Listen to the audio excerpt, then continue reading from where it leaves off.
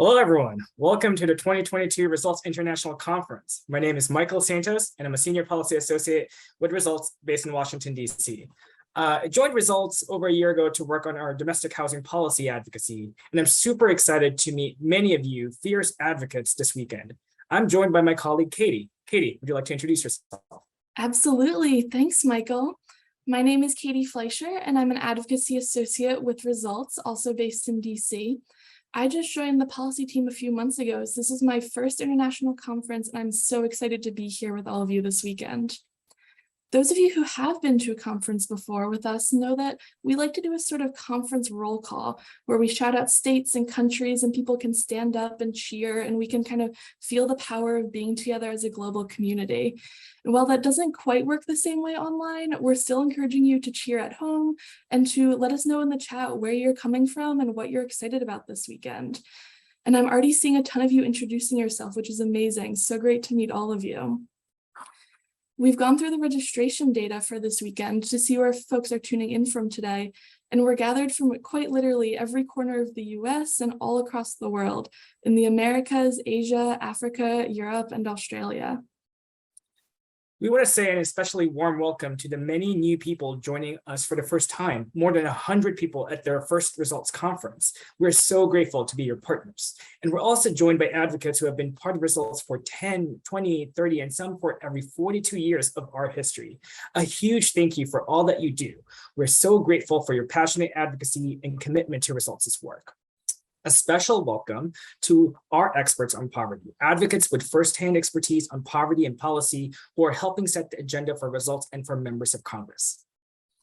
And another special welcome to the many advocates and alumni of the Results Fellowship, our Young Leaders Program for Advocacy and Organizing. And a special shout out to the Results Fellows in Canada and the brand new first ever class of the Results Fellowship in Australia. Welcome. We also want to welcome our action partners around the world who are joined together in our advocacy for equitable access to health. And finally, we want to thank our sponsors, in particular, our champion sponsor, Friends of the Global Fight Against AIDS, Tuberculosis, and Malaria, and our leader sponsors, Feeding America and Share Our Strength. And thank you to the many individuals, families, and foundations who support Results. Many of you here today are donors as well as advocates and volunteers. You make our work possible, and we're so grateful. A few bits of housekeeping before we get started. You can access closed captioning in the Zoom menu at the bottom of your screen, and the slides are also posted on the conference website. We also have a helpline available if you get stuck or have any tech issues throughout this weekend. We'll be sending out a survey later today so you can give feedback on the conference at the end of the weekend. And with that, let's get started. We have an amazing conference lineup this weekend. I'm really excited about it, and I know you are too. So you can check out the full agenda on the conference on the website and in the Whova app. And later today, we'll have sessions, workshops, and panels and plenary discussions. And a shout out to DJ PM Love, who welcomed us earlier, and we'll be back twice more today. Tomorrow, we'll have deep dive workshops ranging from global health equity to anti-oppression to grassroots organizing. But first, today we'll hear from our executive director, reground ourselves in our anti-oppression values, and then welcome our special guest speaker, Jelani Cobb. So now we're pleased to hand things over to our executive director, Joanne Carter. Joanne, can you hear me? Yeah, I can. Can you hear me, Michael? Yes. All right. Great. Over to you, Joanne. Thanks so much, Michael and Katie. And welcome, everyone. It's an honor and a gift to be with all of you from across the US and all across the world. It was just over a month ago that I got to see a small group of Results volunteers who came to DC to meet with Congress. And it was in person for the first time since 2020. And I stopped by to welcome everyone and sat in for a while, and the Results staff said to me that I could head out if I needed to. And for sure I had a pile of other work, but honestly, I couldn't bring myself to leave because I was too inspired.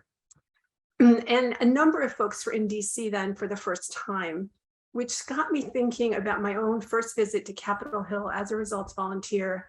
And now that was decades ago.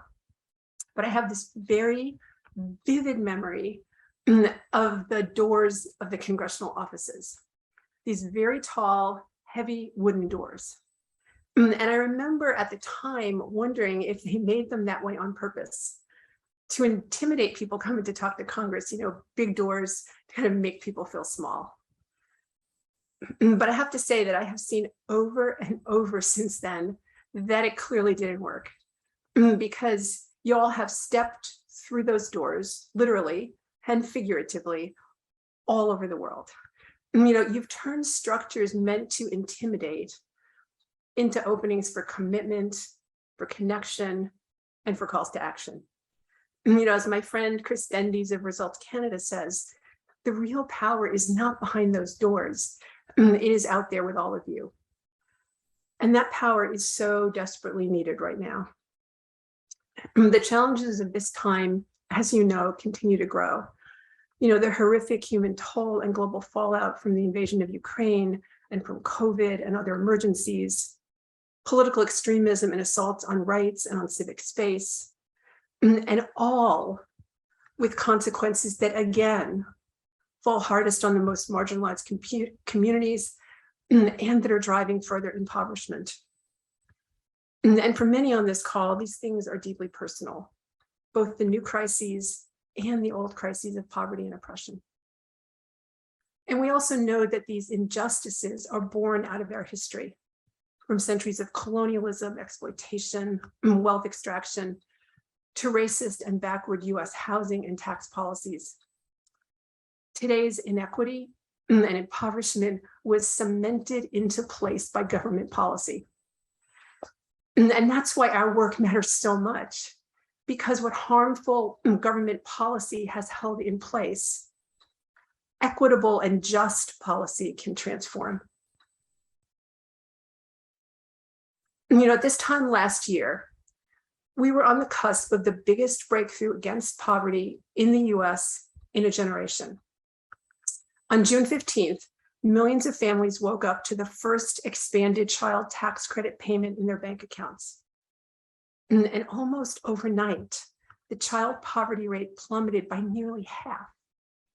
And parents were able to buy diapers, put gas in the car, and food on the table, and to have some relief from the toxic stress of poverty.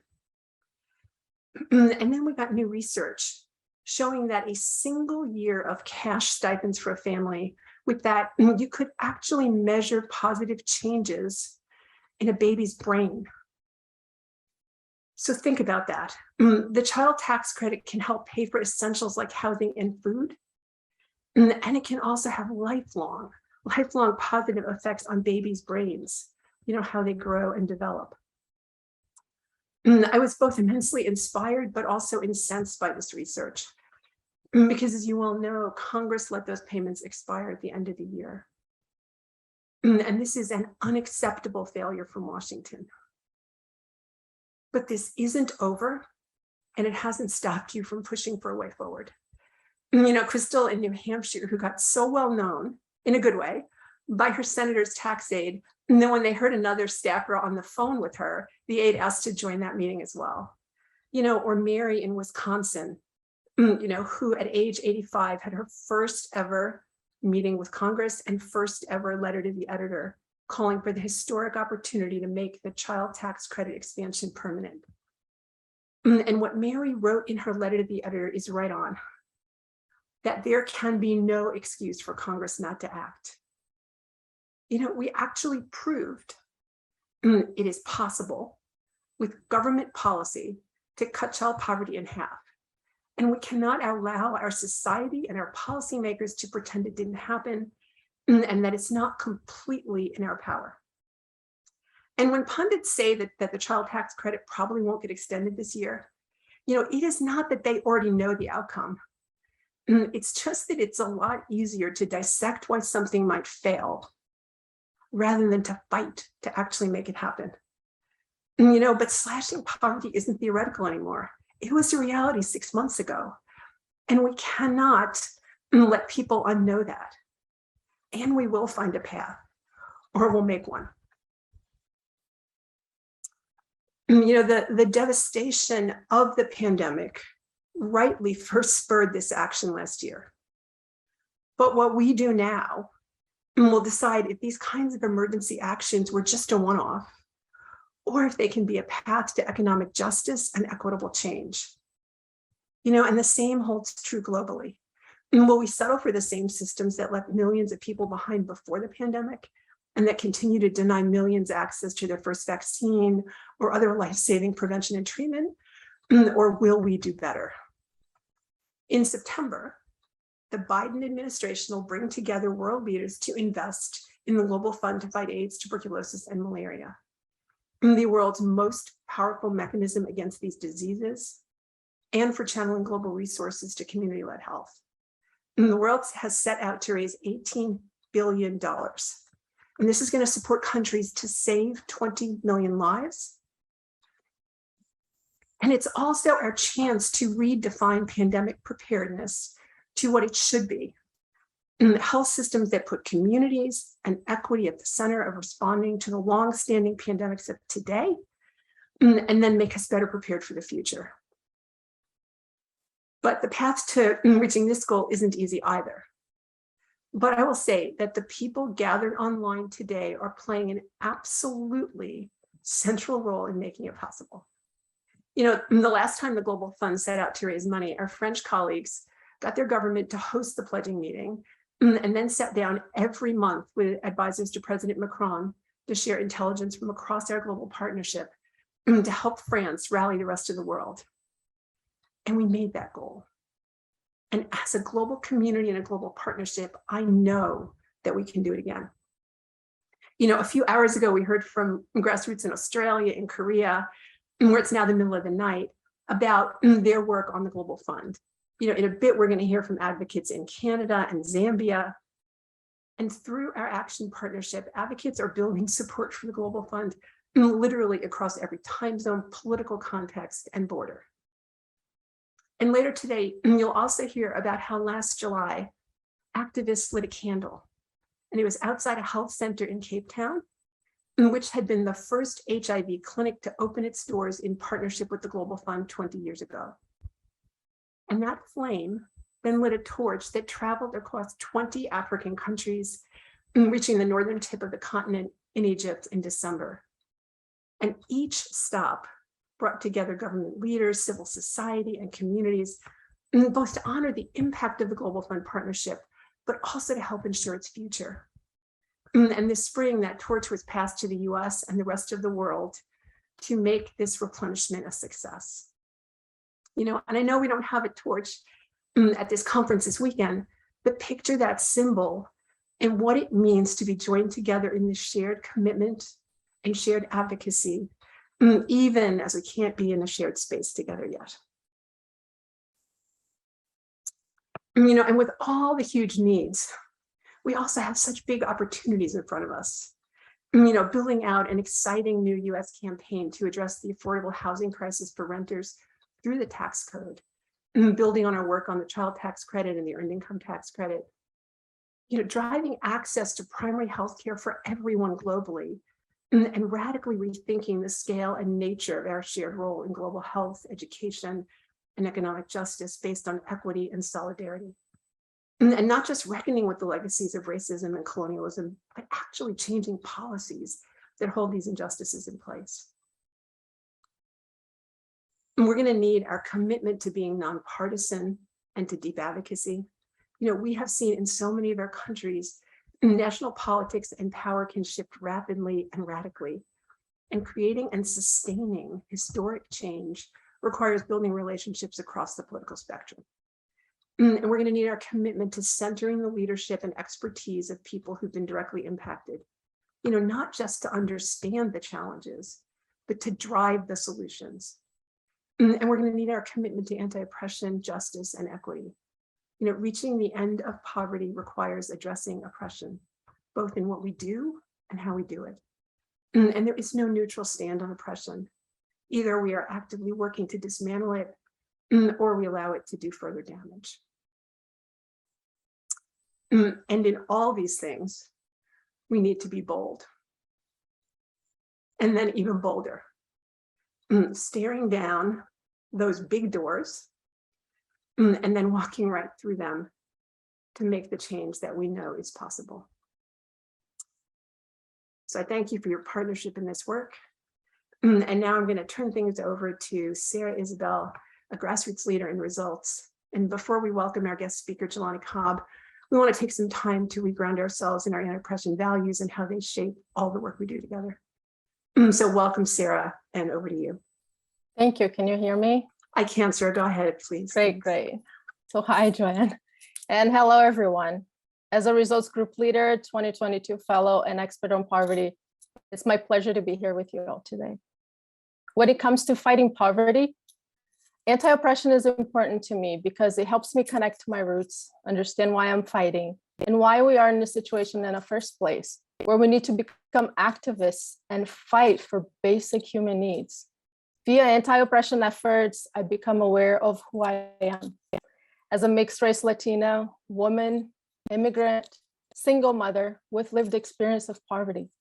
And I also become aware of my privilege as a college-educated individual, heading to an elite school with the finances to support my journey. I'm brought to question why the color of my skin and my accent influences my tax exemptions, my ability to provide for my son or choose what we call home.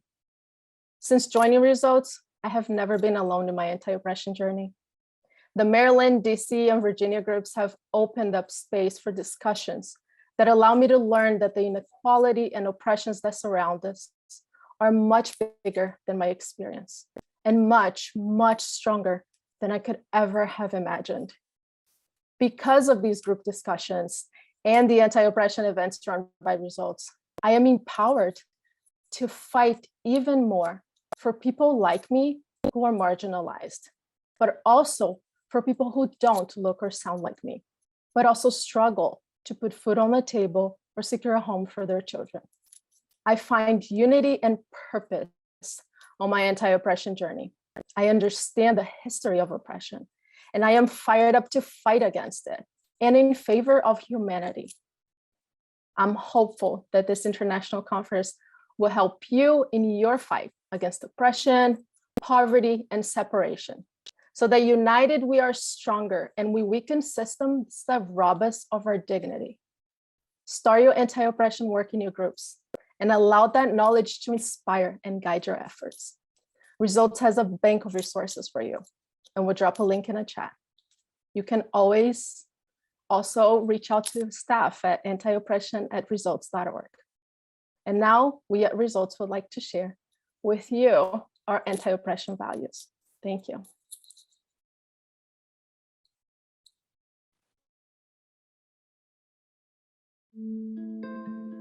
Results is a movement of passionate, committed, everyday people. Together, we use our voices to influence political decisions that will bring an end to poverty. Poverty cannot end as long as oppression exists. We commit to opposing all forms of oppression, including racism, classism, colonialism, white saviorism, sexism, homophobia, transphobia, ableism, xenophobia, and religious discrimination. At Results, we pledge to create space for all voices, including those of us who are currently experiencing poverty. We will address oppressive behavior in our interactions, families, communities, work, and world. Our strength is rooted in our diversity of experiences, not in our assumptions. With unearned privilege comes the responsibility to act, so the burden to educate and change does not fall solely on those experiencing oppression. When we miss the mark on our values, we will acknowledge our mistake, seek forgiveness, learn, and work together as a community to pursue equity. There are no saviors, only partners, advocates, and allies. We agree to help make the Results movement a respectful, inclusive space.